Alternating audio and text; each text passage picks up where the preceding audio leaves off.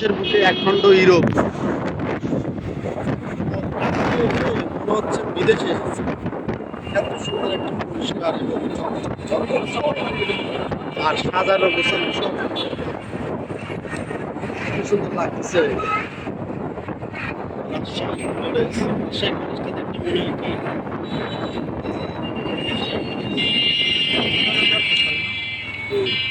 আমার জীবনে প্রথম তো পরীক্ষা দিয়েছিলাম এখানে, চাকরি পরীক্ষা দিয়েছিলাম ইসলামিক ফাউন্ডেশন। চাকরিটা অবশ্য করেছিলাম বেশ কিছুদিন, তারপর ছেড়ে দিয়েছিলাম।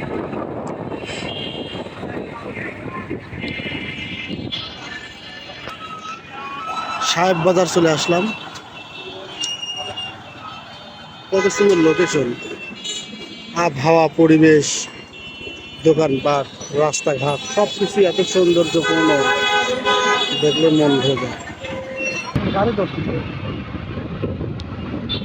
কোন ধরল না, আমার গাড়ি ধরে সাহস পায়।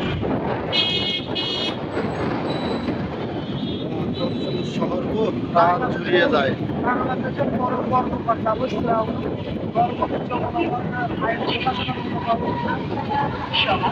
শহর কি, রাস্তাঘাট নাই ভাঙা, পরিষ্কার পরিচ্ছন্ন।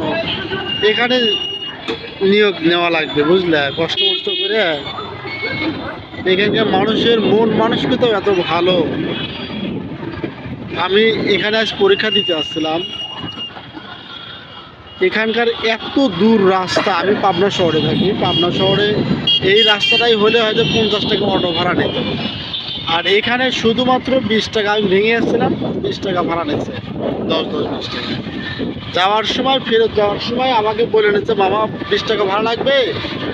আমি বললাম ঠিক আছে। তার মানে 20 টাকা ভাড়া হয়তো 2-4-5 টাকা বেশি গেছে, এটা স্বাভাবিক। এত দূর রাস্তা, তাও অন্য জায়গায় হয়তো হয়তো বেশি থাকবে। কত সুন্দর সুন্দর বিল্ডিং, স্থাপত্য, রাস্তাঘাট, মন জুড়িয়ে যায়। তবে এই রাস্তাটা এত প্রসার ছিল না, রাস্তাটা ভেঙে সামনের দিকে রাস্তাটা একটু প্রসার করা হয়েছে। রাস্তাটা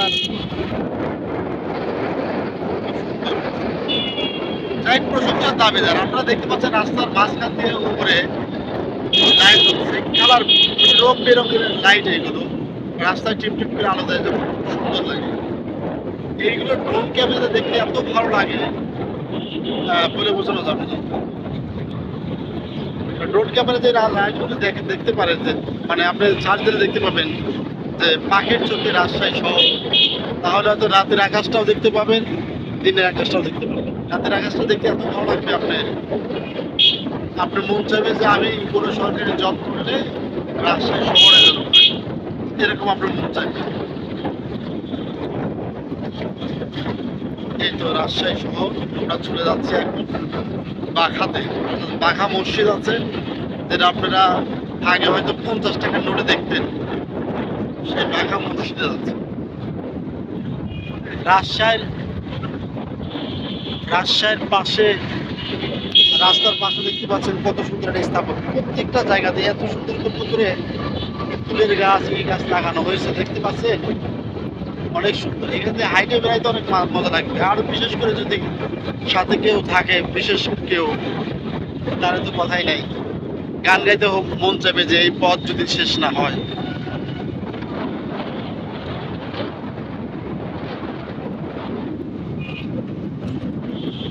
যাই হোক, আমরা পদ্মা পাড়ের রাস্তা যে ধরে, যে রাস্তা ধরে আর কি চলে যাচ্ছি, শহরের বাইরে চলে যাচ্ছি। এখন যাচ্ছি আমরা সম্ভবত সামনে পাবো আমরা রাজশাহী ইউনিভার্সিটি, যেটা বাংলাদেশের দ্বিতীয় সর্বোচ্চ ভার্সিটি এরিয়াতে। এবং আমি এই শুনেছি যে ঢাকা ইউনিভার্সিটিতে আপনারা আইনের চান্স পেলে সেইটা বাদ দিয়ে রাজশাহী ইউনিভার্সিটি আসে আইনে পড়াশোনা করে, মানে মানে একদিকে আসতাম। রাজশাহী ইউনিভার্সিটিতে বা রাজশাহী এরিয়াতে থেকে কিছু কিছু অসুবিধা হয়, মানুষদের তারা অসুবিধা হতে পারে, তারা করে স্টুডেন্ট টিউশন করাইতে পারে না, পরিমাণ এখানে কম, এখানে অসুবিধা হতে পারে। আর রাজশাহী আসতে পারে, আপনি মনে করবেন আপনি বিদেশ আছেন, আর সেও বিদেশটা হচ্ছে ইউরোপ কান্ট্রির কোনো দেশ, বিশেষ করে নরওয়ে, সুইডেন, ফিনল্যান্ড, এই দেশগুলো বা অন্যান্য দেশের কথা মনে হবে এত সুন্দর একটা দেশ ভাই, বলে বোঝানো যাবে না। আপনার ইনভাইটেশন রইল রাজশাহী শহরটা ঘুরে দেখার।